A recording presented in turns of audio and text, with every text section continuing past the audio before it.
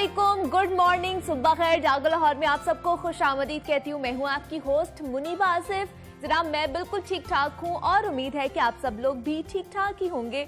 और हम सबकी ज़िंदगी में कुछ ख्वाहिशात होती है जिनको हम पूरा करना चाहते हैं, लेकिन ख्वाहिशात तभी पूरी होती हैं जब हम अपना हदफ मुकर्रर कर लेते हैं, अपनी ज़िंदगी में गोल सेटिंग कर लेते हैं। ख्वाहिशात बिल्कुल एक कुएं की मानंद, जो उसके अंदर पड़ा हुआ पानी होता है उसकी तरह होते हैं, जिसे हम दूर से देख तो सकते हैं लेकिन वो हमारी पहुंच से थोड़ा सा दूर होता है। हम में से बहुत से लोग जल्द और आसान रास्ते अपनाकर अपने मकासद हासिल करना चाहते हैं, अपनी ख्वाहिशात की तकमील चाहते हैं, और जब उन्हें नाकामी का सामना करना पड़ता है तो मायूस होकर अपनी ख्वाहिशात खत्म कर देते हैं। लेकिन वही लोग सच्ची कामयाबी हासिल करने में कामयाब होते हैं जो राज जान लेते हैं। जिस तरह कुएं का पानी ऊपर लाने के लिए उसमें कुछ न कुछ डालना पड़ता है, मेहनत करनी पड़ती है, अक्लमंदी और सब्र से काम लेना पड़ता है। इसी तरह ख्वाहिशात की तकमील के लिए भी हमें मेहनत करना पड़ती है, तब जाकर मेहनत का फल सही हकदार को मिलता है। तो जनाब, आप भी अपनी जिंदगी में कामयाबी के लिए इस उसूल को अपनाएं कि लेने से पहले देना जरूर पड़ता है। अगर हम अपनी जिंदगी को मकसद, मेहनत, सच्चाई और लगन देंगे तो जवाबन हमें जिंदगी में कामयाबी भी मिलेगी, सुकून भी मिलेगा और खुद तौकीरी भी मिलेगी। बढ़ते अपनी पहली स्टोरी की तरफ और कुछ बात करते हैं फिटनेस और सेहत के हवाले से। तो खानदान की सेहत का जो दारोमदार होता है वो माँ की सेहत पर ही मुनहसर होता है। बच्चे की सेहत कैसी होगी ये भी माँ की सेहत पर डिपेंड करता है। बच्चे की सेहतमंद और तवाना होने में माँ के दूध का बहुत अहम किरदार समझा जाता है। माँ का दूध बच्चे के लिए बेहतरीन ग़िज़ाइयत का हामिल होता है जो बच्चे को ताकतवर और सेहतमंद भी बनाता है, और ये नौमौलूद बच्चे के लिए एक मुकम्मल ग़िज़ा भी होता है। आलमी इदारे सेहत के मुताबिक पाकिस्तान में सिर्फ 37.7% माएँ पैदाइश के 6 माह तक बच्चों को अपना दूध पिलाती हैं। इस वजह से हमने देखा है कि मुल्क के 44% बच्चों में नशोनुमा से मुतालिक मसाइल पाए जा रहे हैं, और बच्चों का अपना दूध पिलाने वाली माओं की ये शरह नाकाफी है, क्योंकि इस वक्त हर 10 में से सिर्फ 4 बच्चे ही मुकम्मल तौर पर माँ के दूध पर इन्हिसार रहते हैं। पाकिस्तान समेत दुनिया भर में वर्ल्ड ब्रेस्ट फीडिंग वीक मनाया जा रहा है। ये हफ्ता हर साल 1 से 7 अगस्त तक मनाया जाता है, और इस हफ्ते को मनाने का जो मकसद है वो है कि बच्चों के लिए माओं के दूध की अहमियत को उजागर करना। ब्रेस्ट फीडिंग बच्चों सेहत के लिए किस कदर जरूरी है, इस पर बात करेंगे। हमारे साथ मौजूद हैं डॉक्टर माहीन अनवार हैं, गायनोकोलॉजिस्ट हैं। डॉक्टर माहीन, मैं आपको खुशामदीद कहती हूँ। जागो लाहौर में कैसी हैं आप? मैं ठीक ठाक। डॉक्टर माहीन, जैसे कि इस वक्त आलमी सतह पर ब्रेस्ट फीडिंग वीक मनाया जा रहा है, तो हमें बताइए कि जो माँ का दूध है वो बच्चे के लिए कितना अहम है, उसकी नशोनुमा के लिए कितना अहम है? ये खुशाइन बात है कि ब्रेस्ट फीडिंग को प्रमोट करने के लिए वर्ल्ड ब्रेस्ट फीडिंग वीक मनाया जा रहा है, क्योंकि माँ का दूध बच्चे का बुनियादी हक होता है। माँ के दूध में कार्बोहाइड्रेट्स, फैट्स, प्रोटीन्स, सॉल्ट्स और इसके अलावा वाटर भी एक मुनासिब तनासुब में मौजूद होता है, जो कि बच्चे की सेहत के लिए, उसकी नशोनुमा के लिए, ग्रोथ एंड डेवलपमेंट के लिए बहुत अहम होता है। अच्छा। और मैं एक बात बताती चलूँ कि बच्चे की उम्र के हिसाब से माँ के दूध की कॉम्पोजिशन भी बदलती रहती है, ताकि बच्चे के जो वेट की ग्रोथ है वो उसकी उम्र के मुताबिक मुनासिब तरीके से होती रहे। अच्छा। इसके अलावा माँ के दूध में बहुत सी एंटीबॉडीज होती हैं जो कि बच्चे की कुव्वत मुदाफ़ियत को बढ़ाती हैं। और इसके अलावा एक बहुत अहम बात यह है कि माँ के दूध पीने वाले बच्चे बहुत कम बीमार होते हैं। ठीक है। और उनमें बहुत से इन्फेक्शन और बीमारियों का रेट जो है वो भी काफ़ी कम होता है। काफ़ी कम होता है। जी बिल्कुल। और इसके अलावा एक रिसर्च के मुताबिक जो बच्चे माँ का दूध पीते हैं वो ज्यादा ज़हीन होते हैं। अच्छा। और उनका IQ लेवल भी ज्यादा होता है, वो ज्यादा अच्छे तरीके से होती है, बहुत बेहतर तरीके से होती है, वो बीमार भी काफी कम होते हैं। तो जो माँ का दूध नहीं पीते और डब्बे का जो दूध पीते हैं, हमें बताइए डब्बे का दूध माँ के दूध के मुतबादिल हो सकता है क्या? बेसिकली बात यह है कि जो डब्बे का दूध है वो एक फॉर्मुलाइज्ड केमिकल प्रोडक्ट है। इसमें वो तमाम ग़िज़ाई अज्जा शामिल होते हैं जो बच्चे की ग्रोथ के लिए ज़रूरी होते हैं। लेकिन बात यह है कि जो नेचुरल एंटीबॉडीज़ हैं, जो कुव्वत मुदाफ़ियत को बढ़ाने वाले मादा जो होता है वो सिर्फ माँ के दूध से ही बच्चे को मिल सकता है, वो एक डब्बे के दूध में नहीं हो सकता। तो कुव्वत मुदाफ़ियत को बढ़ाने के लिए माँ का दूध बहुत अहमियत का हामिल है। लेकिन बाज़ कुछ ऐसी कंडीशंस होती हैं, जैसे अगर माँ किसी बीमारी का शिकार है, कोई मर्ज ऐसा होता है जिसमें माँ बच्चे को अपना दूध नहीं पिला सकती, तो ऐसी सूरत में फिर जो फार्मूला मिल्क है वो ब्रेस्ट फीड का ऑल्टरनेट या सब्स्टिट्यूट हो सकता है। हाँ। अच्छा, और एक और बहुत अहम बात है वो मैं आपको बताती चलूँ कि माँ के दूध में विटामिन डी का लेवल कम होता है। इसलिए मेरा ये मशवरा है, बल्कि रिकमेंडेशन है कि माँ का दूध, जो बच्चे सिर्फ माँ का दूध पी रहे होते हैं, वो अपने डॉक्टर के मशवरे से विटामिन डी का supplements in the form of oral drop जरूर लें, क्योंकि विटामिन डी हड्डियों और दांतों की मजबूती के लिए जरूरी होता है, तो वो जरूर लेना चाहिए। वो जरूर लेना चाहिए, वो माँ को कंसल्ट करना चाहिए डॉक्टर से। बिल्कुल जरूर करना चाहिए। ठीक है। और दूसरा हम देख रहे हैं डॉक्टर माहीन के वक्त जैसे जैसे गुजरता जा रहा है, हम आगे बढ़ते जा रहे हैं, तो जो माएँ हैं वो बच्चों को दूध पिलाना छोड़ रही हैं। मतलब पैदा होते सारी उनको या तो कोई मसला आ जाता है या वैसे ही नहीं पिला पाती हैं और वो डब्बे के दूध पे लग जाती हैं। तो क्या इससे जो बच्चों की अफजाइश है वो भी मुतासिर नहीं हो रही? बिल्कुल, ये आजकल की तेज़ रफ्तार ज़िंदगी ने बच्चों से उनका बुनियादी हक छीन लिया है, क्योंकि जो माँ का दूध है वो सबसे मुफीद चीज़ होती है और ये बच्चे का बुनियादी हक होता है। आजकल की वर्किंग लेडीज़ के लिए जो है बच्चों को ब्रेस्ट फीड कराना बहुत मुश्किल हो गया है। तो इसके लिए ये है कि बाद दफ़ा मदर्स भी कंप्लेन करती हैं कि बच्चा दूध सही तरह से लेता नहीं है, और फिर मदर्स को क्रैक निपल या सोर निपल की शिकायत होती है। फिर ऐसी सूरत में ये है कि ड्यूरिंग प्रेगनेंसी ही मदर्स को काउंसल करना चाहिए और उनको मेंटली प्रिपेयर करना चाहिए ताकि वो प्रॉपर तरीके से ब्रेस्ट फीड करा सकें। और फिर ये है कि मदर्स को करेक्ट पोजीशंस का मतलब बताना चाहिए कि किस तरह से आप फीड करा सकती हैं, किस वे में आप फीड करा सकती हैं, ताकि मदर्स को कोई मुश्किल पेश ना आए। अच्छा, तो इसके लिए ये है कि मदर्स की प्रॉपर काउंसलिंग होनी चाहिए, और जो माएँ जो हैं, जो वर्किंग लेडीज़ हैं, जो दिन में बच्चों को फीडर दे रही हैं, उनको चाहिए कि वो रात में जो है वो खुद फीड कराएं। और आजकल तो वैसे भी ब्रेस्ट पम्प्स अवेलेबल होते हैं, मदर्स जो हैं वो ब्रेस्ट पम्प से एक्सप्रेस ब्रेस्ट मिल्क जो है वो घर में रख सकती हैं दिन के टाइम में बच्चे को देने के लिए, ताकि बच्चे को 24 घंटे मदर फीड अवेलेबल हो। दूसरा हम देखते हैं कि आजकल ये बहुत ज़्यादा सुनने में आ रहा है कि जब मदर जो हैं ब्रेस्ट फीडिंग करवा रही होती हैं, तो ड्यूरिंग फीडिंग जो ब्रेस्ट कैंसर का बहुत ज़्यादा कॉज बन रहा है, इसकी क्या वजूहात हैं? इसकी बेसिकली वजह बात ये है कि जो ब्रेस्ट फीडिंग है ये तो ब्रेस्ट कैंसर के रिस्क को कम करती है। अच्छा, ब्रेस्ट कैंसर जो है ये इस वक्त लेडीज़ का सबसे कॉमन कैंसर बन गया हुआ है, लेकिन अगर आप ब्रेस्ट फीड कराते हैं तो कुछ ऐसे हार्मोन्स होते हैं जो कि ब्रेस्ट फीडिंग को प्रिवेंट करने में जो है ना मुफीद साबित होते हैं। तो ब्रेस्ट फीडिंग बहुत इंपॉर्टेंट है ब्रेस्ट कैंसर को अवॉइड करने के लिए। अच्छा, बिल्कुल। और इसके अलावा ब्रेस्ट फीडिंग के और भी मदर्स के लिए बहुत से फ़ायदे होते हैं। अगर मदर ब्रेस्ट फीड कराती हैं तो उनमें ब्लड प्रेशर, शुगर और हड्डियों के मसाइल भी कम होते हैं। फिर जो मदर ब्रेस्ट फीड कराती हैं डिलीवरी के बाद उनमें ब्लीडिंग का मसला कम होता है। और वैसे भी जो ब्रेस्ट फीडिंग होती है एक नेचुरल फैमिली प्लानिंग का भी मेथड होती है, क्योंकि जो मदर्स एक्सक्लूसिव ब्रेस्ट फीडिंग करा रही होती हैं तो उनमें कुछ देर का जो ख़ानदानी मनसूबाबंदी के मुताबिक एक वक्फा आ जाता है, वो अपने बच्चों में मुनासिब वक्फा कर सकती हैं।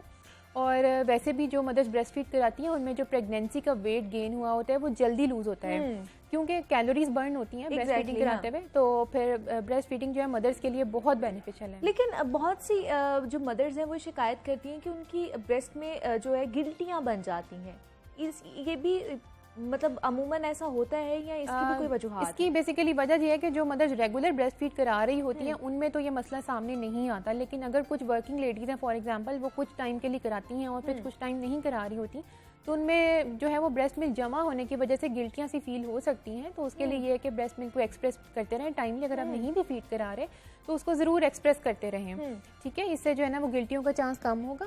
और इसके अलावा ब्रेस्ट का वैसे भी एग्जामिनेशन करते रहें, बाज़ दफ़ा ब्रेस्ट मिल्क जमा होकर पस भी बन सकती है, तो इन सारी चीज़ों का ध्यान रखना बहुत ज़रूरी होता है।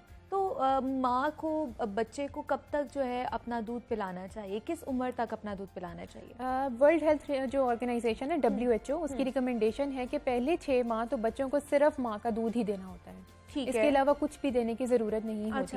और 6 माह के बाद फिर बच्चे को सेमी सॉलिड और फिर सॉलिड फूड्स जो है ना वो इंट्रोड्यूस करानी होती है। 6 माह सिर्फ वो माँ का दूध, सिर्फ माँ का दूध पिए। वो इतनी भरपूर ग़िज़ाइयत है उसके अंदर कि सिर्फ उसका माँ का दूध मिलेगा तो वो उसको सारे न्यूट्रिएंट्स और सारी चीजें उसको मिल जाएंगी। और इसको 2 साल तक कंटिन्यू करना चाहिए। मतलब सेमी सॉलिड और सॉलिड फूड्स दें, लेकिन 2 साल तक जरूर कंटिन्यू करें। बल्कि मैं इस कुरान पाक का भी हवाला देती हूँ। कुरान पाक की आयत का मफहूम है कि और माएँ बच्चों को 2 साल तक अपना दूध पिलाएं।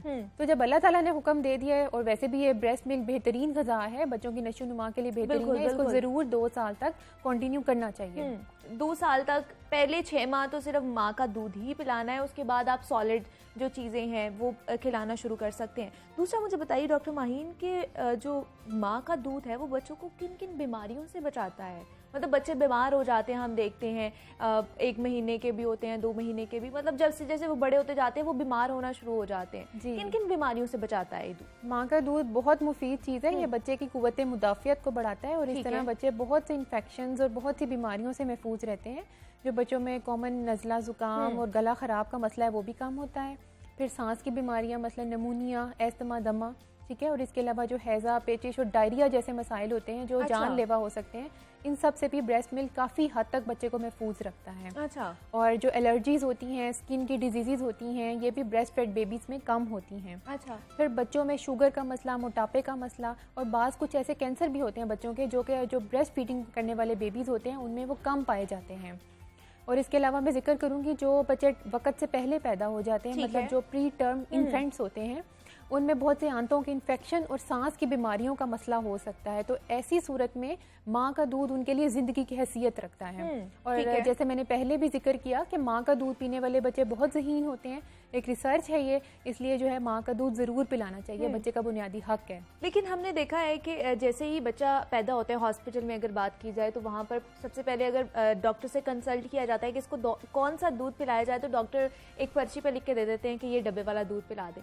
तो फिर डॉक्टर्स को भी तो कंसल्ट करना चाहिए, मतलब काउंसलिंग करनी चाहिए कि डब्बे के दूध से हटकर आपको अपना दूध पिलाना चाहिए। बिल्कुल, ये ऐसे ज़रूर काउंसल करना चाहिए, बल्कि प्रेगनेंसी के दौरान ही मदर्स को काउंसल करें, उनको मेंटली प्रिपेयर करें कि वो ब्रेस्ट फीडिंग कराएं, और वैसे भी अवेयरनेस क्रिएट करनी चाहिए। एग्जैक्टली, हाँ। जैसे कि ये ब्रेस्ट फीडिंग वीक मनाया जा रहा है, कि बहुत अच्छा इनिशिएटिव है, इससे लोगों में अवेयरनेस आएगी, उनका एटीट्यूड बदलेगा और मदर्स को भी पता चलेगा कि ब्रेस्ट फीडिंग के कितने ज़्यादा फ़ायदे हैं। और वैसे भी जो महंगे फार्मूला मिल्क हैं उनसे भी जो है ना उनके ऊपर होने वाला खर्च भी बचेगा और बच्चे की सेहत भी बेहतर होगी। हाँ। तो ब्रेस्ट फीडिंग को ज़रूर प्रमोट करना चाहिए। तो मुझे ये बताइए कि कौन कौन सी ऐसी बीमारियों में अगर कुछ ख़वातीन मुब्तला हैं तो वो अपना ब्रेस्ट फीड नहीं करा सकती? कुछ ऐसी बीमारियां होती हैं, मसलन HIV, एड्स, हेपेटाइटिस B और C, ठीक है, और इसके अलावा कुछ ऐसे छूती अमराज होते हैं जिनमें मदर्स अपना ब्रेस्ट फीड नहीं करा सकती। तो ये अपनी डॉक्टर से ज़रूर मशवरा करेंगे कौन सी कंडीशंस में आप नहीं करा सकती। इसके अलावा अगर ब्रेस्ट की सर्जरी हुई हो या कुछ ऐसे और दवाइयाँ मरीज ले रहे होते हैं, मतलब हार्ट की कुछ ऐसी दवाइयाँ होती हैं कि अगर वो लें तो उसे बच्चे में मुंतकिल होने का खतरा होता है। तो ऐसी तमाम कंडीशंस में जो है वो मदर ब्रेस्ट मिल्क नहीं पिला सकती।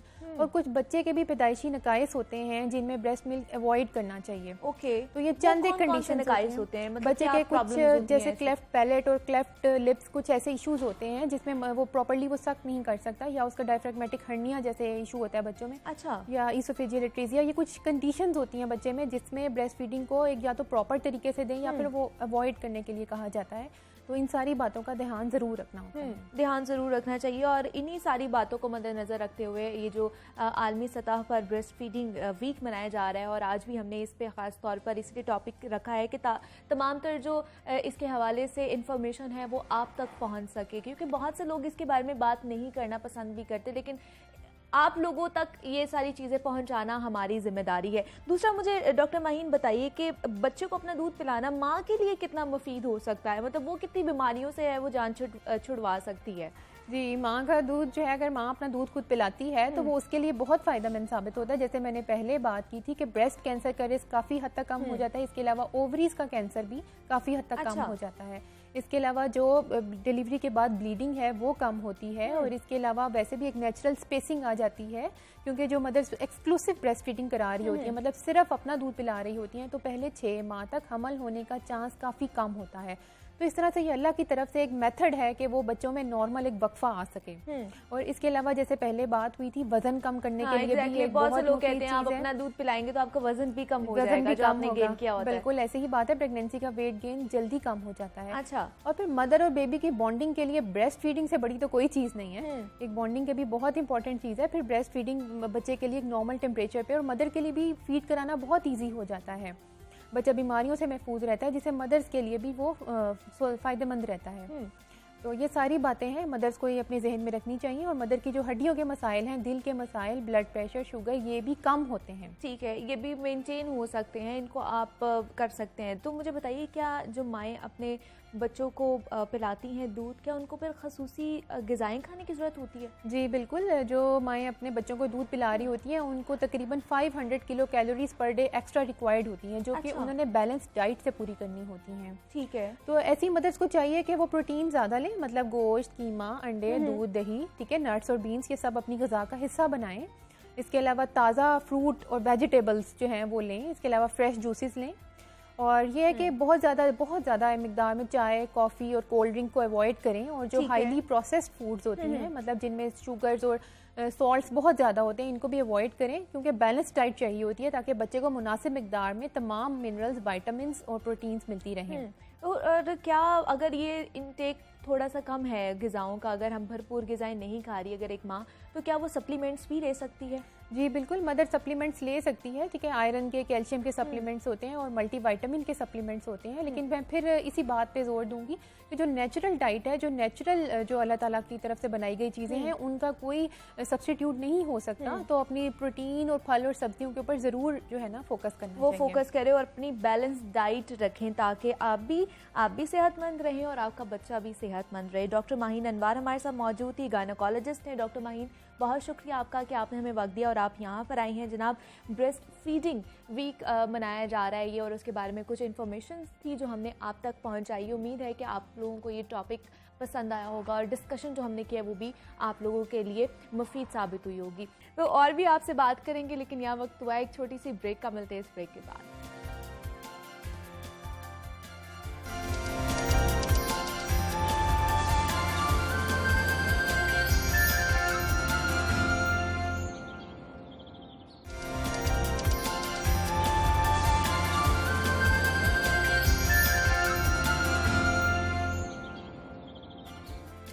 वेलकम बैक टू जागो लाहौर। जनाब, अब कुछ बात कर लेते हैं तालीमी दुनिया के हवाले से। तो आपको पता है कि अब जो है कल से तमाम तर निजी और जो इदारे हैं वो खोल दिए गए हैं, तमाम तालीमी इदारे खोल दिए गए हैं और सूबे भर के निजी और सरकारी स्कूलों में यकसा निसाबे तालीम पॉलिसी के मरहलावार नफाज का आगाज भी कर दिया गया है। गुज़श्ता रोज़ गर्मियों की छुट्टियों के बाद पंजाब में तमाम तालीमी इदारे खोल दिए गए हैं और कोरोना के बाइस इस बार हम देख रहे हैं कि सूबे में नया तालीमी साल भी अप्रैल की बजाय अगस्त से शुरू होने जा रहा है। जबकि वज़ीर आज़म इमरान खान के एक कौम एक किताब के विजन को अमली जामा भी इसी दिन से पहनाया जा रहा है। पहले मरहले में यकसा निसाबे तालीम का निफाज प्राइमरी सतह पर होगा। तमाम निजी और सरकारी स्कूलों के साथ साथ दीनी मदारिस में भी पंजाब टेक्स्ट बुक बोर्ड की कुतब पढ़ाई जाएंगी।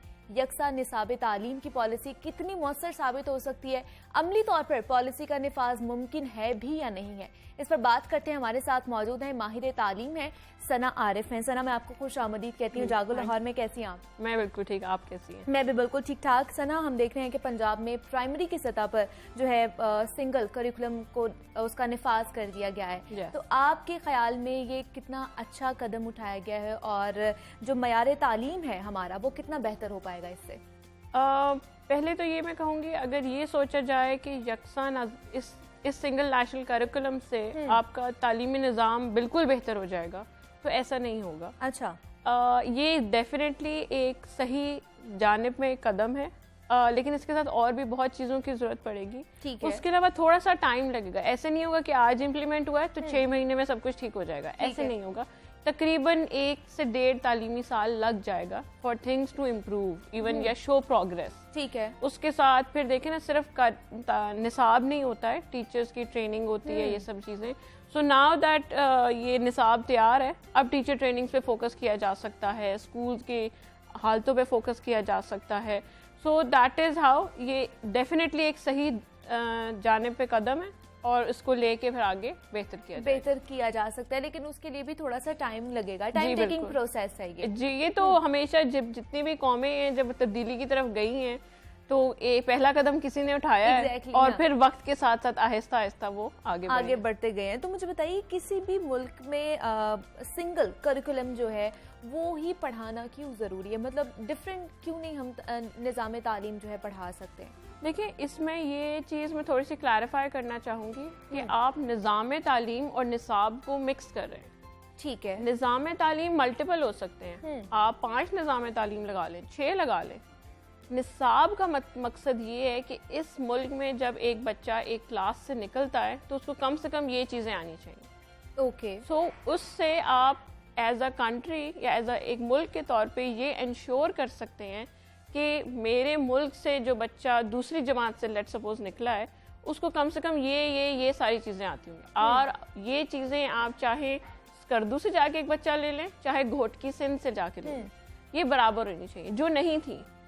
मतलब पहले के वक्त में पहले नहीं ठीक थी। है। ये यकसा तालीमी निज़ाम या निसाब से ये होगा, और ये पहली बार नहीं आया है। पाकिस्तान में पहले भी एक करिकुलम था, अच्छा। 2007 to 2011 एक्ट उसे कहते थे, ठीक है। जो परवेज मुशर्रफ के जमाने में बना गया था, और जिसको अभी तक फॉलो किया जा रहा था। किसी हुकूमत ने उसको डिच नहीं किया, छोड़ा नहीं था, वो फॉलो किया जा रहा था। उसको बस अब उन्होंने थोड़ा सा जरा ज्यादा बेहतर, ज्यादा मतलब मॉडिफाई कर दिया उसको। मॉडिफाई कर दिया, और ऐसा कर दिया जो आजकल के जमाने के हिसाब से चल सके। ठीक है, मतलब अब हमें जरूरत थी इस चीज की, जी, इसलिए बिल्कुल। हमें ये मॉडिफाई करना और पड़ा। ये सिर्फ पाकिस्तान ने नहीं किया, ये दुनिया के हर मुल्क में किया जाता है। किया जाता है, बिल्कुल ऐसे ही है। मुझे बताइए, जो पंजाब में निसाब जो है वो नाफिज किया गया है, अगर वो देखा जाए तो आलमी मयार से मुताबिकत रखता है आपके ख्याल में? क्या कहती हैं आप? हाँ, बिल्कुल रखता है, बल्कि कुछ एस्पेक्ट्स में मैं ये कहूँगी कि आलमी मेयार से शायद थोड़ा बेहतर भी है। अच्छा, इन टर्म्स ऑफ तरबियत देखें, हम एक डिफरेंट किस्म के माहौल में जी रहे हैं, ठीक है। आलमी लोग उस तरह के माहौल में नहीं जी, सो बहुत सारी चीज़ें हमारे मुल्क के हिसाब से की जानी चाहिए, जो की जा रही हैं इस निसाब में, कि किस तरह बच्चों को अगर दीनी तालीम देनी है तो दीनी तालीम के ऊपर भी थोड़ा जोर दिया जाए। सो ये आपका जितनी चीज़ें आपको आगे चल के तो ज़रूरत पड़ेंगी, बट आपको अपनी नशोनुमा के लिए, अपने मुल्क के सही फैसलों के लिए, और to compete with the world जितनी चीज़ें आपको चाहिए, वो स्लोली गैजुअली इस निसाब में आप देखेंगे। अभी ये सिर्फ 1ली से 5वीं तक है, सो आगे लोगों को देखना ये मुश्किल है कि 10वीं में जाके कैसा लगेगा। बट गवर्नमेंट ने वो बना लिया हुआ है, और वो वेबसाइट पे कुछ हद तक अवेलेबल भी है अगर कोई देखना चाहे। लेकिन हमने देखा है कि बहुत से जो प्राइवेट इदारे हैं, प्राइवेट स्कूल्स हैं, और वालिदैन इवन के, वो भी इसके खिलाफ है या तनकीद का निशाना बना रहे हैं नेशनल करिकुलम को। इसकी क्या वजूहात आपको लगती है? 2 बेसिक वजूहात हैं। पहला ये कि हम सब एक ऐसे माशरे में अब जी रहे हैं जहाँ पे अगर आप अंग्रेजी बोलते हैं तो आप बहुत अच्छे हैं, या पैदा होते ही बच्चे को कहते हैं जी आप अंग्रेजी बोलें। ये निज़ाम तालीम उर्दू को प्रमोट करता है, ठीक है। तो पहली चीज़ माँ बाप को धचका सिर्फ ये है। अभी तो वो माँ बाप ये चीज़ भी नहीं सोच रहे हैं कि ये यकसा निसाब में है क्या। उनके लिए पहला कंसिडरेशन ये है कि जी ये उर्दू में है, और ये एक बहुत ही मुझे तो थोड़ी अजीब लगती है कि आप सिर्फ ये चीज़ सोचें कि अगर ये उर्दू में लिखी हुई है तो ये सही नहीं होगी। और दूसरी चीज़ ये कि जब ये तालीम, ये निसाब बन रहा था तो उसमें उल्मा शामिल थे, ठीक है। तो एक जनरल एक नोशन है कि जी अगर उल्मा शामिल हैं तो वो बहुत कंजर्वेटिव होगा, बहुत ट्रेडिशनल होगा, जो कि ऐसा नहीं है। मैं तो इतनी हैरान हुई हूँ ये निसाब, जब भी मैं कुछ 2-4 महीने पहले भी काफ़ी इम्प्लीमेंटेशन पे इस पे काम कर रही हूँ, तो मैं तो कहती हूँ उल्मा ने बहुत फ़राख दिली का मुजाहरा किया। अच्छा, देखिए दूसरी जमात, तीसरी जमात के बच्चे को जब एक नमाज सिखा रहे हैं तो पहले वो नमाज सारी उर्दू में सिखाई जा रही है, ताकि बच्चा जब नमाज पढ़े तो उसको पता तो हो कि वो क्या पढ़ रहा है। एग्जैक्टली, उसका क्या है, मोटिव क्या है, उसके अंदर लिखा क्या है। अब मुझे आप ये बताएं कि आपका क्या ख्याल है कि आपको गवर्नमेंट के बारे में कब पढ़ाया गया होगा?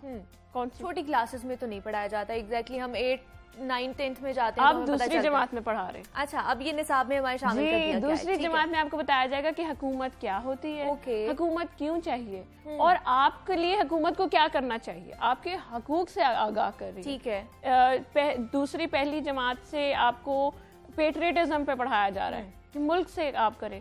तीसरी जमात में आपको सप्लाई चेन इकोनॉमिक्स पे पढ़ाया जा रहा है। ठीक है ना, सप्लाई चेन एक काफी आप सोचते हैं यार बहुत हैवी कॉन्सेप्ट है, लेकिन छोटा करके उन्होंने बच्चों को उस हद तक पढ़ाया जा रहा है। तो उस हिसाब से मेरा ख्याल है कि आप बहुत जल्दी उम्र में बच्चों को सिखा रहे हैं, जो एक अच्छी बात है, बाकी दुनिया में भी सिखा रहे हैं। ठीक है। सना, आपसे अभी इस पे मजीद टॉपिक पे बात करेंगे, लेकिन अभी हमें ज्वाइन किया है रज़ा रहमान साहब हैं, सदर है सर्विंग स्कूल पाकिस्तान के। सर, बहुत शुक्रिया आपके वक्त का कि आपने वक्त निकाला हमारे लिए। सर, ये जो यकसा निसाब तालीम कल से नाफिज कर दिया गया है, तो क्या आप लोग भी इस पे अमल दरामद करने जा रहे हैं? बिस्मिल्लाहिर्रहमानिर्रहीम। जी बिल्कुल, तमाम प्राइवेट स्कूल्स भी और गवर्नमेंट स्कूल मदारिस सब इसके ऊपर अमल दरामद कराएंगे, और ये बड़ा अच्छा इनिशिएटिव है प्राइम मिनिस्टर साहब का। और इसमें अगर चंद चीजें मैं पेरेंट्स के लिए, लोगों के लिए जरा थोड़ा हाईलाइट कर दूं तो जरा आसानी हो जाएगी समझने में। इसमें देखें जो की कंसिडरेशन है सिंगल नेशनल करिकुलम की, कुरान मजीद को पढ़ाना, तर्जुमे के साथ पढ़ाना, सुन्ना पे अमल करना, आइन के मुताबिक उसके फ्रेमवर्क के अंदर रहना, कायद-ए-आज़म साहब के और जनाब अल्लामा इकबाल रहमतुल्लाह अलैह साहब के विजन के मुताबिक चलना, नेशनल पॉलिसीज, नेशनल स्टैंडर्ड की इतनी अच्छी चीजें हैं इसके अंदर कि आप जैसे जैसे सुन रहे हैं आपका दिल खुश हो रहा है। अच्छा। इसी तरह इसके अंदर 21st सेंचुरी की स्किल्स हैं इसके अंदर। इसी तरह इसके अंदर इंटीग्रेशन ऑफ इंफॉर्मेशन और बच्चों का लर्निंग आउटकम, जो स्टूडेंट लर्निंग आउटकम है वो इसके अंदर मौजूद है। ये सारे इंटरनेशनल स्टैंडर्ड्स हैं। ये इतनी अच्छी चीजें हैं कि सुनते सुनते ना आपको लगता है कि शायद हमारे बच्चे बहुत आगे चले जाएंगे, और इसमें कोई शक नहीं है कि अगर इसको सही तरह से इम्प्लीमेंट किया जाए ना तो ये वाकई बच्चे बहुत आगे चले जाएंगे और इंटरनेशनल बच्चों के मुताबिक वो उनका कैलिपर हो जाएगा। लेकिन इसमें प्रॉब्लम ये आ रही है कि इसका जो इम्प्लीमेंटेशन करने का तरीकेकार है वो बड़ा, आप कह लें कि इस तरह का है कि शायद ये वजीर आज़म साहब के विजन को बहुत बुरी तरह से डैमेज करेगा। और पंजाब गवर्नमेंट ने खास करके जिस तरह से इसको डिजाइन किया है या प्लान किया है, मैं समझता हूँ कि वो स्कूल वालों के लिए या बच्चों के लिए, तालीम के लिए बहुत एक बड़ा डेंट डालने के लिए तैयार बैठा हुआ है। अच्छा। उसमें मैं आपको ये अर्ज करना चाहता हूँ कि देखें, पंजाब गवर्नमेंट ने सिर्फ और सिर्फ अपनी पीसीटीवी की बुक्स हैं वो अलाउ की हैं कि आप इन बुक्स के मुताबिक अपने स्कूलों में बच्चों को पढ़ाएं। ये सिंगल नेशनल करिकुलम के मुताबिक हैं। ठीक है। जो प्राइवेट पब्लिशर्स हैं, अच्छे पब्लिशर्स को एनओसीज नहीं दी गई अभी तक। अब हमारे पास स्कूल के पास यही चॉइस है कि वो पीसीटीवी लगा ले। मेरे अपने स्कूल्स में पीसीटीवी इम्प्लीमेंट कर दी गई है। अब जब मैंने उसकी क्लास 1 की मैथमेटिक्स की बुक देखी है तो मैंने क्लास 1 में उम्मीद तौर पे 6.5 साल या 7 साल का बच्चा आता है। 7 साल का बच्चा जब मैथमेटिक्स पढ़ रहा है तो पहले 40 पेजेस के ऊपर काउंटिंग है 1 to 100, ठीक है, जो पीसीटीवी की बुक है। और अगर आप ये देखें कि प्राइवेटली मैंने अपने स्कूल में ये काम बच्चे को 4.5 साल की उम्र में करवा दिया था, और आज बच्चा 7 साल का हो गया है, उसको मैं ये करवाना शुरू करने लगा हूँ, और ये 40 पेजेस हैं, यानी 3 मंथ्स का कोर्स है ये। जब बच्चा 7.25 साल का होगा तो उसको काउंटिंग आएगी। अब आप देखें कि अब आप इतना अच्छी चीज लेके आ रहे हैं और उसके अंदर आपने एक ऐसी चीज डाल दी है जो वालिदैन के लिए, देखने वाले के लिए, सुनने वाले के लिए इतनी वो हैरानकुन है कि 7.5 साल का बच्चा काउंटिंग सीख रहा है। इतनी कौन से दौर में हम रह रहे हैं? पहले एक जमाना था जब इंग्लिश जो है 6 क्लास से स्टार्ट की जाती थी, आज से 30 साल पहले, 35 साल पहले। तो आज देखें कि आज बच्चे कितने जबरदस्त क्विक लर्नर हैं, फौरी तौर पे बातें सीखते हैं, फौरी तौर पे हमसे ज्यादा टेक्नोलॉजी का इस्तेमाल उन बच्चों को करना आता है, और आप आज उनको काउंटिंग सिखा रहे हैं 7.25 साल की उम्र में। तो ये इसके अंदर ऐसी चीजें डाल दी गई हैं, खास करके पीसीटीवी की किताबों में, जो मैं समझता हूँ कि प्राइवेट स्कूल की जो क्वालिटी है उसको भी खराब करेगी, बच्चों की क्वालिटी को खराब करेगी। बच्चे एक काम जो 2.5 साल पहले कर चुके हैं वो अब दोबारा करेंगे तो उनका टाइम वेस्ट होगा। पहले ही कोविड की वजह से बेशुमार टाइम जाया हो चुका है, अब हम दोबारा बच्चों का टाइम वेस्ट करने जा रहे हैं। तो ये वो चीजें हैं जिसको मैं समझता हूँ एड्रेस करना चाहिए। गवर्नमेंट ऑफ पंजाब को इसको फोकस करना चाहिए, तो एनालिसिस करवाना चाहिए। जो हमारे वजीर तालीम पंजाब हैं वो कहते हैं कि बहुत अच्छी किताबें हैं, तो ये मैंने आपको एक किताब का खुलासा बयान किया है, बाकी किताबों को देखें तो वहाँ भी कुछ इसी तरह की सूरत हाल मौजूद है। सर, जैसे आपने कहा कि आप लोग भी इस पे इम्प्लीमेंटेशन करवाएंगे, लेकिन हम देख रहे हैं कि वालिदैन भी बहुत ज्यादा इससे नाला नजर आ रहे हैं, तो उनकी तरफ से क्या एतराज़ात सामने आ रहे हैं? देखिए मैम, जब मैं एक पेरेंट हूँ, फर्ज कीजिए मैं एक पेरेंट हूँ, मेरा बेटा जो काम 4.5 साल की उम्र में सीख चुका है, अब तो मैं चाहूंगा ना मेरा बेटा नेक्स्ट स्टेप पे जाए, उससे नेक्स्ट स्टेप पे जाए, उससे नेक्स्ट स्टेप पे जाए। तो मेरा बेटा 2.5 साल के बाद दोबारा वही काम शुरू करेगा, और वो मैथ्स की बुक में काउंटिंग जो है पहले 4 महीने वो सिर्फ काउंटिंग पढ़ेगा 0 से लेके 100 तक। मैं चूंकि एक टीचर हूँ, मैं थोड़ा सा आपको टीचर की तरह मैथ समझाना, अगर आप मुझे टाइम दें तो मैं आपको एक फॉर्मूला बताऊं ताकि बड़ा सारे पेरेंट्स उसको एंजॉय भी करेंगे। देखिए, बच्चों को काउंटिंग सिखाना सिर्फ 0 से 9 तक प्रॉब्लम होती है। 9 के बाद जब वो 10 पे आ जाता है ना तो फिर प्रॉब्लम खत्म हो जाती है, आधी प्रॉब्लम खत्म हो जाती है। फिर 10 से जब हम उसको 20 पे लेके जाते हैं तो वो अब बाकी जो 40% है वो भी कवर हो जाती है। अब 20 से 30 जो है उसने बिल्कुल उसी फॉर्मूला पे करनी होती है जैसे उसने 11, 12, 13, 14, 15 किया होता है।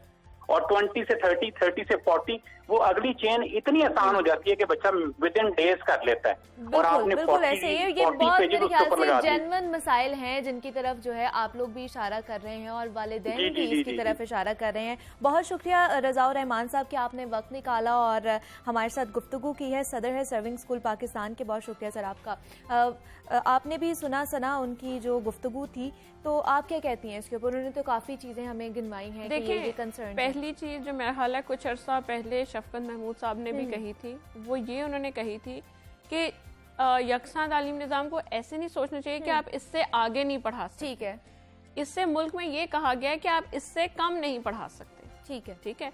और जो कह रहे हैं पहली जमात में तो हम रहते हैं बड़े शहरों में, ठीक है, बड़े शहरों में ठीक है माँ बाप हैं, बच्चे को 2.5 साल की उम्र में 3 साल की उम्र में स्कूल भेज सकते हैं, पर हमारा ज़्यादा तबका रहता है गांव में, जहाँ बच्चा सीधा जाता ही पहली जमात में। तो जो बच्चा जाएगा ही सीधा पहली जमात में, तो उसको तो नहीं 1 2 3 4 आती होगी ना। सो ये बात बिल्कुल दुरुस्त है, और ये सिर्फ उन्होंने हाईलाइट नहीं किया, छपाई में भी काफ़ी सारे इश्यूज होंगे, स्कूलों को ये भी इश्यूज है कि जी लो क्वालिटी किताबें हैं। बल्कि मैं इसमें आपको ये याद दिलाना चाहूँ कि हुकूमत ने कैम्ब्रिज और ऑक्सफोर्ड को इसकी छपाई का हिस्सा दिया था, ठीक है, और उस पे उन्होंने क्या किया कि उन्होंने बहुत सारा कंटेंट अपना, जैसे मलाला की तस्वीर डाल दी और ये सब चीज़ें, जिस वजह से वो रोकना पड़ा। सो ये नहीं था कि हुकूमत देना नहीं चाह रही थी, इस वजह से कि आपका करिकुलम डिस्टर्ब हो रहा था, तो उन्होंने कहा अगर आप करिकुलम डिस्टर्ब करेंगे फिर हम आपको छपाई नहीं दे सकते। ठीक है, और उनको देने का मकसद ही ये था कि अच्छी किताबें छपें, प्राइवेट स्कूल्स अगर लेना चाहते हैं। सो पर्पस ये नहीं है कि इससे आगे हम पढ़ा नहीं सकते, जिस वजह से अगर ये वो बच्चे लोग कह रहे हैं कि अगर हम अपने बच्चों को प्राइवेट स्कूल भेजते हैं तो अब वो गवर्नमेंट पे लेवल पे आ गए, नहीं, हुकूमत ने ये कहा है कि इतना तो ज़रूर पढ़ाना है, आप इससे ऊपर जितना मर्जी पढ़ा लें, आप हमारी तरफ से फ्रेंच पढ़ा लें, आप अलजबरा पहली जमात में पढ़ा लें, कोई आपको नहीं रोक रहा है। लेकिन क्या आपको लगता है मतलब कि जो ये यकसा निज़ाम तालीम है, हुकूमत की बकौल तो ये जो निज़ाम तालीम है ये मुआशरे को करीब लेकर आएगा, और वो जो एक तबकात का एक वो होता है ना, वो फ़र्क ख़त्म हो जाएगा। लेकिन आपको लगता है कि चंद किताबें हम HSN का पढ़ाएंगे और चंद किताबें जो गवर्नमेंट स्कूल की या आम वाली पढ़ाई जाएंगी, तो ये जो फ़र्क है ये बदल जाएगा, तब्दील हो जाएगा? देखें, फ़र्क जो ऑलरेडी आया हुआ है उसको बहुत टाइम लगेगा। सो फ़र्क इसमें सिर्फ जब ये जो बच्चे इससे गुजरेंगे उनके दरमियान फ़र्क कम होगा।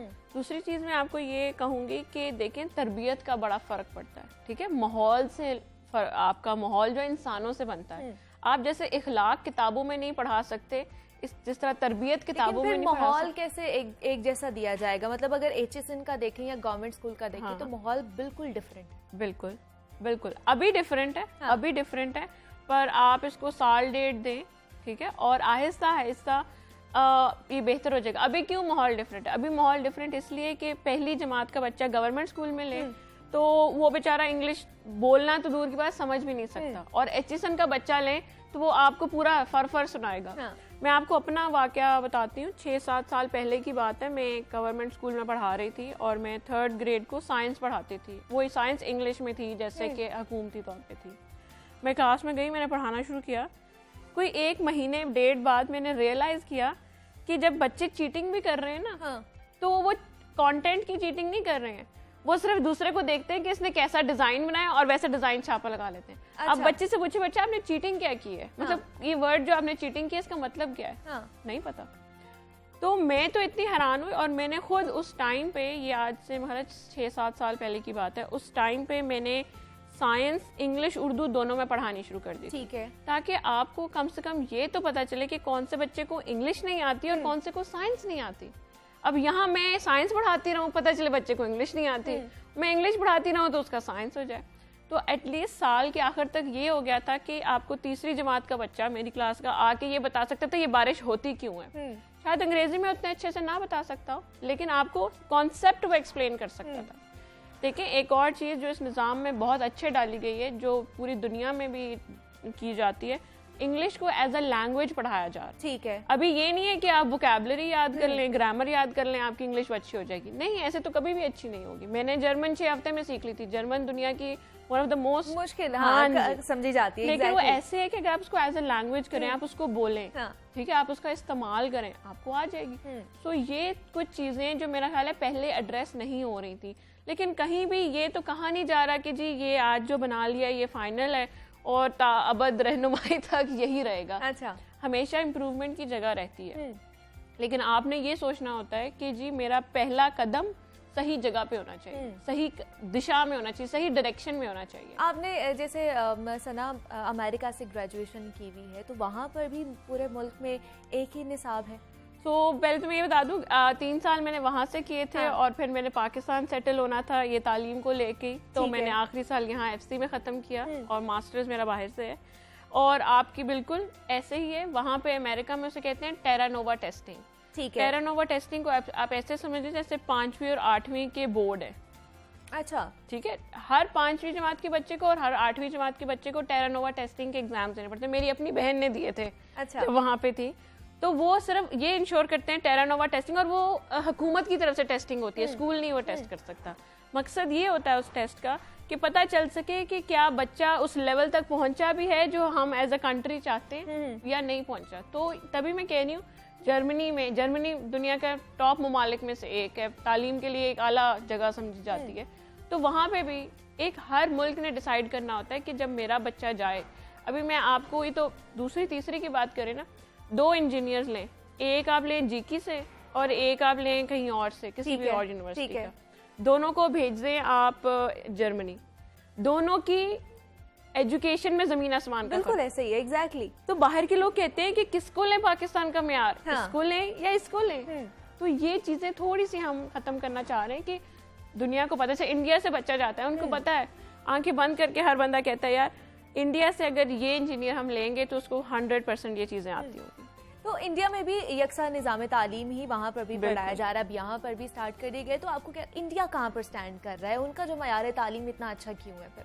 इसी वजह से है क्योंकि इंडिया जो है फोकस करता है कंटेंट के ऊपर, ठीक है। और वो ये कहते हैं कि कोई बात नहीं, अंग्रेजी थोड़ी सी देर से आएगी। फॉर एग्जांपल गरीब जो है गांव शाव में अंग्रेजी थोड़ी देर से आएगी, लेकिन कम से कम आपके कॉन्सेप्ट्स क्लियर हो। ठीक है। सो वो इसलिए कहते हैं कि जी ठीक है, थोड़ा हिंदी में अगर आप पहले पढ़ना चाहते हैं हिंदी में पढ़ लें और फिर हम आहिस्ता आहिस्ता अंग्रेजी में लेके आएंगे। तभी ये मैं इस यकसा तालीमी निज़ाम के साथ भी ये कहती हूँ कि ये नहीं है कि आपको सारी ज़िंदगी उर्दू में रखा जाएगा। आप उर्दू में पढ़ेंगे, सो बेसिक कॉन्सेप्ट्स आप उर्दू में लेंगे, ठीक है, पर साथ साथ आप इंग्लिश जब पढ़ रहे हैं तो आप इंग्लिश भी कन्वर्स करना भी सीखेंगे। तो ऐसा नहीं होगा कि खुदा ना खास्ता हमारे बच्चे आएंगे और वो भूल जाएंगे एकदम से अंग्रेजी। लेकिन माहिरीन की तरफ से तो सना यही कहा जाता है कि जो बच्चे की बेस है, अगर वो ही इंग्लिश मीडियम होगी या उर्दू मीडियम होगी तभी वो आगे लेकर चल सकता है अपनी पूरी पर्सनालिटी को या चीज़ों को। अगर उसकी बेस ही उर्दू में रखी जाएगी तो वो आगे जाके इंग्लिश को किस तरह कोप अप किया जाएगा उसकी तरफ? देखिए कोप अप तो करते हैं, अभी उन्होंने खुद ही बताया 30-35 साल पहले 6ठी क्लास में इंग्लिश पढ़ाई जाती थी। आपको क्या लगता है आज वो लोग इंग्लिश नहीं बोल सकते हैं? हाँ बिल्कुल। लेकिन वो फिर मुश्किलात का सामना भी मुश्किलात का सामना इस वजह से आता है क्योंकि हम माशरे के तौर पे तफरीक पैदा करते हैं। आज हम जो बंदा आके इंग्लिश नहीं बोल सकता है क्लियरली, आप उसको बुरा समझते हैं, आप समझते हैं ये पढ़ा लिखा नहीं एग्जैक्टली है। आप पुश करते हैं लोगों को, यूनिवर्सिटीज में पुश करते हैं। मैं आपको बताती हूँ, मैं अक्सर जगहों पे ट्रेनिंग देने जाती हूँ, अक्सर यूनिवर्सिटीज में, वहाँ वो मुझे कहते हैं आप ट्रेनिंग सारी इंग्लिश में दिया करें। मैं कहती हूँ मैं बिल्कुल फ्लुएंट हूँ इंग्लिश में, मैं दे सकती हूँ, पर क्या फायदा ऐसी ट्रेनिंग देने का या ऐसे पढ़ाने का? जो सुन रहे हैं उनको समझ ही नहीं आ रही हो। हाँ बिल्कुल, जो ट्रेनिंग लेने आए हैं मैंने कहा आप बता दें कि आप क्या अंग्रेजी सुनाना चाहते हैं या मवाद पढ़ाना चाहते हैं, तो मुझे बता दें, मैं वो कर देती हूं। एग्जैक्टली, आप कंटेंट पढ़ाना चाह रहे हैं या उनको कुछ नया बताना चाह रहे हैं, इंग्लिश सुनाना चाह रहे हैं। ठीक है जी, माहिर तालीम सना आरिफ हमारे साथ मौजूद थी। सना बहुत शुक्रिया आपका कि आपने हमें वक्त दिया और आप यहाँ पर आए और इस टॉपिक पे हमसे बात की है। जनाब हम बात कर रहे थे सिंगल करिकुलम के हवाले से कि नया तालीमी साल भी शुरू हो चुका है और यकसा निसाब भी मुतारिफ करवा दिया गया है कल से, और अब आगे देखते हैं कि इस पर कितनी जो है वो बहस छिड़ती है या प्राइवेट इदारे इसको एक्सेप्ट करते हैं और किस तरह एक्सेप्ट करते हैं। मजीद भी आपसे बात करेंगे, लेकिन यहाँ वक्त तो एक छोटी सी ब्रेक का मिलते हैं। इस ब्रेक के बाद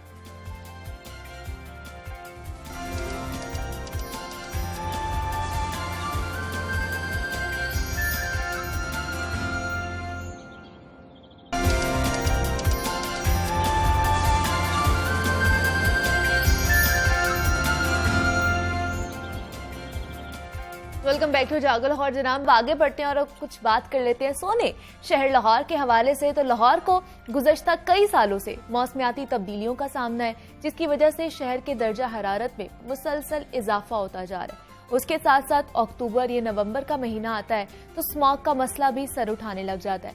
इन मौसमियाती तब्दीलियों से छुटकारा हासिल करने के लिए वज़ीर आज़म इमरान खान गुज़श्ता कई सालों से इस मसले के खिलाफ एक महाज संभाले हुए हैं। उनके शुरू करदा बिलियन ट्री मंसूबे को इंटरनेशनल सतह पर खूब पजीराई भी मिल रही है और इसी मंसूबे के तहत मुल्क भर में प्लांट फॉर पाकिस्तान शजरकारी मुहिम भी शुरू की गई है, जिसका कल वज़ीर आज़म लाहौर में भी इफ्तिताह करेंगे। इस मुहिम का मकसद क्या है, कितने पौधे लगाए जाएंगे और कब तक ये मुहिम जारी रहेगी, इस पर बात करेंगे। हमारे साथ मौजूद हैं चेयरमैन हैं PHA के सैयद यासिर गिलानी साहब। सर मैं आपको खुश आमदीद कहती हूँ। जागो लाहौर में कैसे हैं सर आप? बहुत शुक्रिया जी, अल्हम्दुलिल्लाह, शुक्र अल्लाह का। सर कल वज़ीर आज़म साहब लाहौर का दौरा करेंगे और जो एशिया का सबसे बड़ा जंगल है मेवाकी जंगल, उसका इफ्तिताह भी करने जा रहे हैं, तो इसकी तैयारियों के बारे में हमें बताइएगा और इस जंगल के बारे में बताइएगा, कहाँ कहाँ लगा है, कितने रकबे पर लगा है? बहुत शुक्रिया आपका जी। असल में प्राइम मिनिस्टर साहब पहले आए थे हमारे पास फरवरी में, तो फरवरी में जब आके उन्होंने इफ्तिताह किया तो हमने 50 मियावाकी जंगल लगाए, लेकिन ये छोटी छोटी जगहों पर जंगल थे और शहरियों को ये समझाने के लिए कि ये टेक्नोलॉजी ही अर्बन है, जहाँ पे जगह कम है उन एरियाज़ के लिए है। तो जब हमने वहाँ पे 50 का टारगेट मिला, अल्हम्दुलिल्लाह हमने बड़े अच्छे तरीके से वो कवर कर लिया। तो उसके बाद जब हमने रिजल्ट्स देखे तो हमें बड़े एस्टॉनिशिंग रिजल्ट्स मिले। हमने बिफोर एंड आफ्टर अपने देखी, जब पिक्चर्स देखी ड्रोन से भी और ओवरऑल भी चेक किया, सैटेलाइट इमेजेस भी कुछ चेक किए, तो वो बड़ा वाज़े फ़र्क था जो एक्चुअल स्टडी में था कि ये 10 टाइम्स तेज़ी से ग्रो करते हैं, ऑक्सीजन ज़्यादा है, तो वो ग्रोथ हमें बड़ी वाइबल और बड़ी क्लैरिटी के साथ नजर आई। तो फिर हमने सोचा कि लेट्स डू समथिंग बिग। हमने वो बड़ा कुछ करने के लिए फिर हमने कोशिश की कि हमारे पास कौन कौन सी जगह हैं। एक दो जगह ऐसी थी हमारे ये शादरा के पास, दरिया रावी का जो किनारा है, दरिया रावी का जो लेफ्ट बैंक है, उसके ऊपर, और अगर आप शादरा से आ रहे हो तो राइट साइड पे, और अगर शादरा की तरफ जा रहे हो तो फिर लेफ्ट साइड पे आप, वो एक हमारे पास जगह मौजूद थी। उसको हमने यूटिलाइज किया और फिर हम 100 कनाल के ऊपर हमने मियावाकी जंगल लगाने का फैसला किया। अब 100 कनाल के ऊपर अभी आप फुटेज भी दिखा रहे हैं, तो उसमें पूरे 1,60,000 हमने दरख्त वहां पे लगाए हैं। ठीक है। अब हमारा ये ख्याल था कि शायद हम ये एशिया की सबसे बड़ी साइट है, जो भी आप बता रहे थे। जब हमने रिकॉर्ड चेक किया, रिसर्च की, देखा, सर्च किया सारी चीजें, तो ये luckily this is not the Asia, बल्कि ये दुनिया की मियावाकी तर्ज पे लगाई जाने वाली सबसे बड़ी साइट है। ठीक है। और ये बहुत जबरदस्त चीज थी। मैं तो खुद अभी भी रात को देर गई वहां पे था और भी देख रहे हैं हम इसको, इतना खूबसूरत वो अभी से वो मंजर पेश कर रहे हैं। और मुझे यकीन है कि 1 साल के बाद तो ये बहुत बड़ा एक कार्बन सिंक, कार्बन एब्जॉर्ब करने वाला, क्योंकि हमारे क्लाइमेट चेंज के लिए ये तो वैसे भी कहा जाता है ना कि दरख्त जो कुदरत के फेफड़े हैं। बिल्कुल, बिल्कुल। और जब कुदरत के फेफड़े जो हैं जितने हेल्दी होंगे, अच्छी होंगे, आपकी हवा उतनी ज्यादा अच्छी होगी। कार्बन वो ऑब्जॉर्ब करते हैं और ऑक्सीजन रिलीज करते हैं। तो ये बहुत जरूरी था कि आप ऐसे कार्बन सिंक पॉकेट्स बनाएं।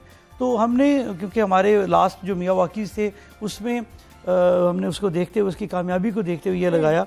और इसमें जैसे मैंने बताया कि 100 कनाल जगह है, 1,60,000 हमने सारे के सारे तकरीबन 31 किस्म की देसी दरख्त लगाए। अच्छा, मतलब देसी दरख्त हैं इसके अंदर। वैसे भी माहिरीन कहते हैं कि अब देसी दरख्त लगाने चाहिए। हमने तो मैंने बताया प्रिंसिपल डिसीजन किया हुआ है कि हमने लगाने ही देसी दरख्त है। और ये सारे 4 लेयर्स में लगाए हैं। एक लेयर में सबसे बड़े जो ऊपर ज्यादा निकल जाएंगे, दूसरी सेकंड वाले, तीसरे मीडियम, और फिर बिल्कुल श्रब्स जो है उनकी टाइप से लगाई हैं। क्योंकि जब ये ग्रोथ होती है बड़ी तेजी से ऊपर जाते हैं तो फिर ये बहुत अच्छा एक सीन देते हैं, सीनिक ब्यूटी। और सीनिक ब्यूटी से ज्यादा आपको देखें बायोडाइवर्सिटी मिलेगी। जितना ज्यादा यहाँ पे आपको परिंदे मिलेंगे, जुगनू मिलेगा, फिर ऑक्सीजन का एक बहुत जबरदस्त पॉकेट है। और ये वैसे भी साइट बड़ी अच्छी है। अगर आप देखें तो एक तरफ दरिया है, बिल्कुल दरिया के किनारे के ऊपर है। तो ये बहुत जबरदस्त साइट थी। हमने इस पे बड़ी मेहनत की है, हमें बड़ी अप्रिसिएशन भी आ रही है आपकी तरफ से, लोगों की तरफ से, सिविल सोसाइटी की तरफ से, और गवर्नमेंट तो ऑब्वियसली कोशिश कर ही रही है कि अच्छा से। तो सर कल की जो इफ्तिताह होना है इसका, उसकी तैयारियां पूरी कर ली गई है? जी हम उसको देख रहे हैं, लेकिन शायद वो इसी 1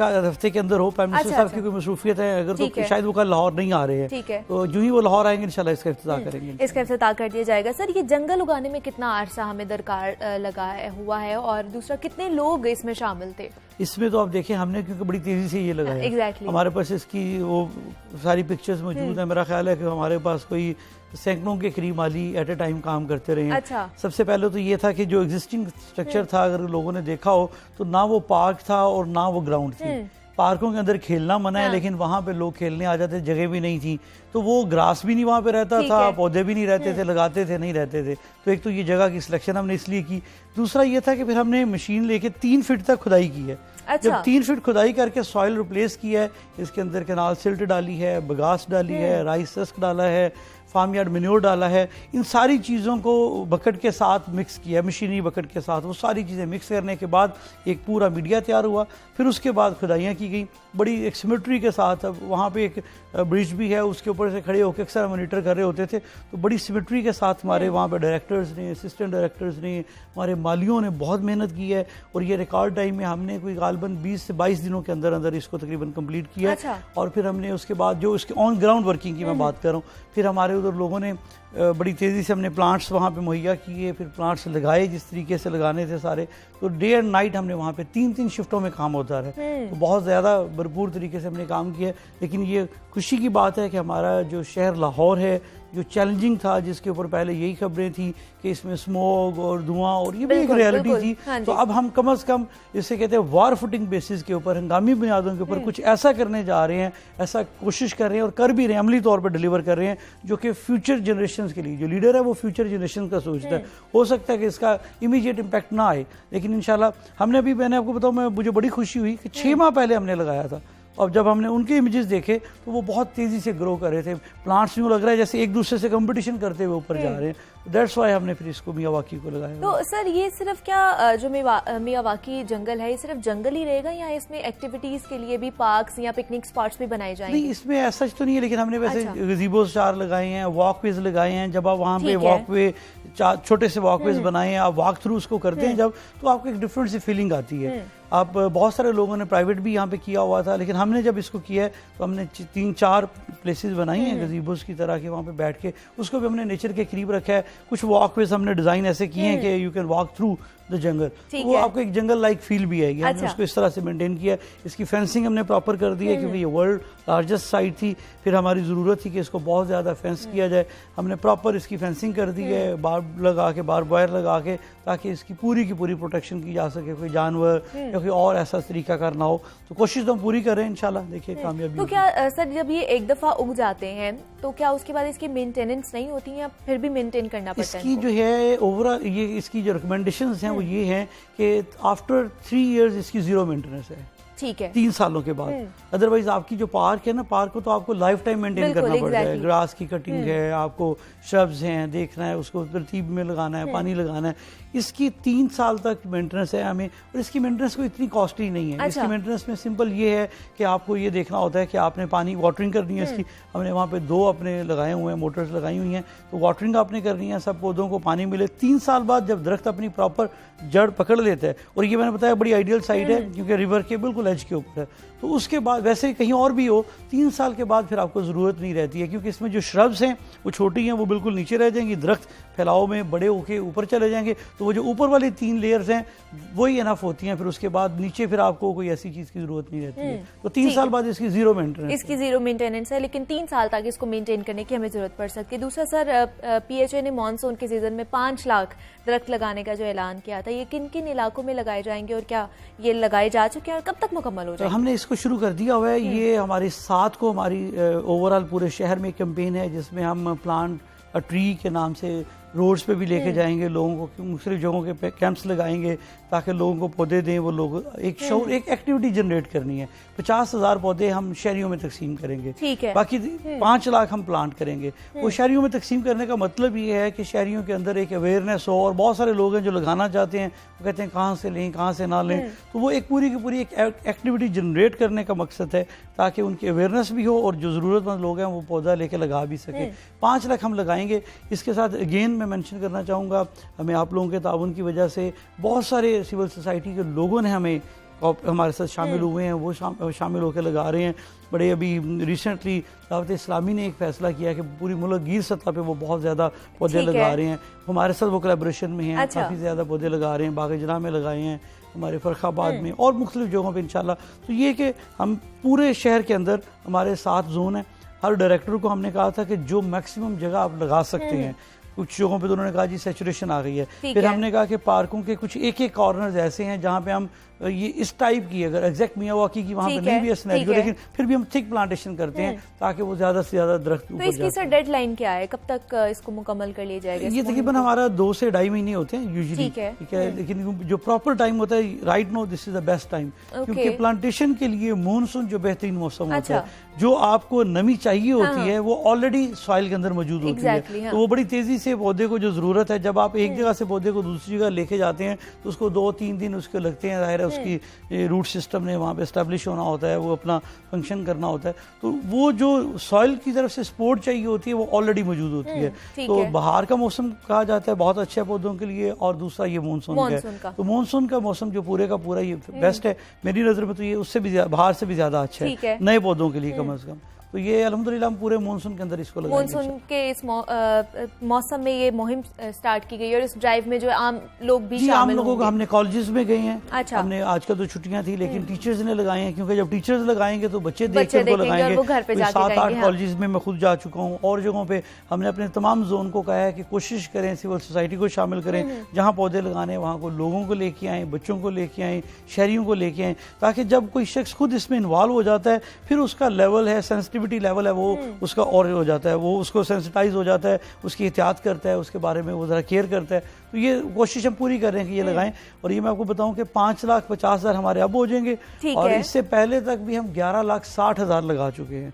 तो ये माजी में लगने वालों के मुकाबले में तकरीबन 20 गुना ज्यादा है। ये प्राइम मिनिस्टर साहब का फोकस है, वज़ीर आला पंजाब साहब उनकी हिदायत के मुताबिक हम पूरी कोशिश कर रहे हैं कि लाहौर शहर को जो इसका ग्रीन एरिया है, जो ग्रीन कवर है, वो ज्यादा से ज्यादा उसको ज्यादा से ज्यादा जो हमें कंक्रीट का एक नजर आता था वो ग्रीनरी हमें नजर आए। दूसरा सर, अगर कोई शहरी जो अपने घर पे या अपने इलाके में कोई दरख्त लगाना चाहता है तो PHA की अपनी नर्सरीज मौजूद हैं जहाँ से वो दरख्त खरीद सके? एक्चुअली ये वाला फॉरेस्ट के पास है, फॉरेस्ट ने हाईलाइट भी किया हुआ है, उन्होंने बहुत सारे हर शहर में कुछ नंबर्स भी दिए हुए हैं। अच्छा। लाहौर में भी 2-3 जगहों के ऊपर, कूपर रोड के ऊपर नंबर्स भी हैं, उनकी नर्सरीज भी हैं।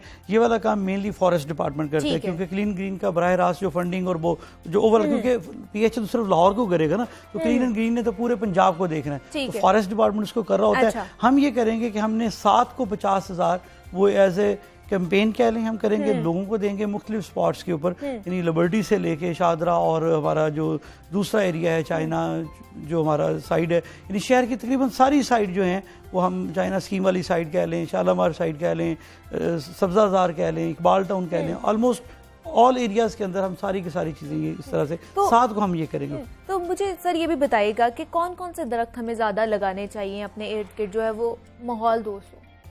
सारे के सारे देसी दरख्त लगाने चाहिए। ठीक है।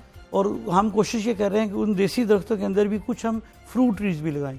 ये डिपेंड करता है कि अगर तो आपने अपने घर में लगाना है, कुछ लोग ऐसे जामुन लगाने से बहुत कतराते हैं घरों में, वो कहते हैं कि सफाई करते रहेंगे ये, लेकिन अगर आपके पास लॉन बड़ा है या कोई ऐसी जगह है, ये डिपेंड करता है कि आपने कहाँ पे लगाने हैं, अपने लॉन में लगाने हैं या पार्क के रोड साइड पे लगाने हैं या पार्क के किनारों पे लगाने हैं, तो जहाँ जहाँ जगह है उसके हिसाब से डिपेंड करता है। लेकिन सारे के सारे देसी दरख्त लगाएं, नीम लगाएं जिसे हम दरेक भी कहते हैं, वो लगाएं। इस तरह से और बहुत सारे हमारे दरख्त हैं, कोई 70 के करीब हमारी टाइप्स हैं जो इंडिजिनस हैं हमारी। ठीक है। तो कोशिश ये होनी चाहिए कि सारे देसी दरख्त लगे।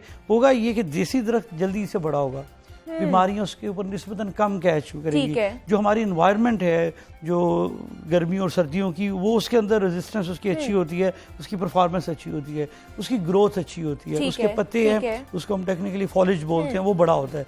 और पत्ते का जितना फैलाव बड़ा होगा, आपका जो प्रोसेस है फोटोसिंथेसिस प्रोसेस है वो ज़्यादा होगा, ऑक्सीजन की प्रोडक्शन ज़्यादा होगी, कार्बन डाइऑक्साइड एब्जॉर्ब ज़्यादा करेगा, बड़े पत्तों वाले ज़्यादा फैलाव वाले। तो सारे के सारे देसी दरख्त हमें लगाने चाहिए, और हम उसमें कोशिश कर रहे हैं कि हम फ्रूट ट्रीज भी लगाएं। फ्रूट ट्रीज अगर उसमें छोटे छोटे वो बूर भी लगे चलें, इंसान अगर नहीं भी कम से कम परिंदे खाएं, तो वो ये है कि आपका फोना कल्चर भी डेवलप होता है। ठीक है। तो ये हम जो है ना, ये फ्लोरा कल्चर तो है ही, इसके साथ साथ फोना में हम कहते हैं कि परिंदे आते हैं। तो मैं कई दफ़ा मुझे लोग पूछते हैं कि आपकी टैग लाइन क्या है। अच्छा। तो पौधे ज़्यादा लगाएंगे क्या करेंगे? हाँ। मैं कहता होता हूँ कि हमारी कोशिश है कि हम लाहौर शहर को इसके चहचहाते हुए परिंदे वापस लौटा दें। तो परिंदे तभी आएंगे हमें जब ज्यादा से ज्यादा दरख्त लगाएंगे, तो ऑटोमेटिकली वो दरख्तों की तरफ बात चली जाती है। तो कोशिश करेंगे कि यहाँ पे ज्यादा से ज्यादा परिंदे आए। लेकिन सर, जहाँ पे हम देखते हैं कि बहुत सारे दरख्त लगाए जा रहे हैं, वहाँ पर एक साइड पे जब कोई तरक्याती स्कीम्स शुरू होती हैं, कोई साइट्स बनना शुरू होती हैं, तो वहाँ पे काटे भी जाते हैं। तो क्या उनके मुतबादिल वहाँ पर लगते हैं, या जो काटे जाते हैं दरख्त उनको कहीं और लगाया जाता है? वैसे ये ज्यादातर तो किस्से पर ही है, माजी की बातें ज्यादा है। माजी में ऐसा बहुत कुछ हुआ। हाँ। आपने देखा होगा कि माजी में सिविल सोसाइटी की तंजीमें, चाहे वो लाहौर बचाओ हो, लाहौर कंजर्वेशन हो या दीगर सोसाइटी, सिविल सोसाइटी के लोग बाहर निकला करते थे इसी दरख्तों की कटाई के खिलाफ। आज अल्हम्दुलिल्लाह वो हमारे साथ जा रहे हैं, वो हमारे साथ विजिट करते हैं, पोस्ट लगाते हैं, हमें अप्रिशिएट करते हैं, ट्वीट्स कर रहे होते हैं कि भाई ये वाकईतन ये काम करे। तो ये बहुत बड़ा फर्क है कि वो लोग जो क्लाइमेट एक्टिविस्ट थे वो पहले प्रोटेस्ट मोड पे थे, अब हमारे साथ एप्रिसिएशन मोड पे हैं, स्पोर्ट मोड में हमारे साथ शामिल होते हैं, मिलकर लगा रहे होते हैं। ये एक बहुत बड़ा फर्क है।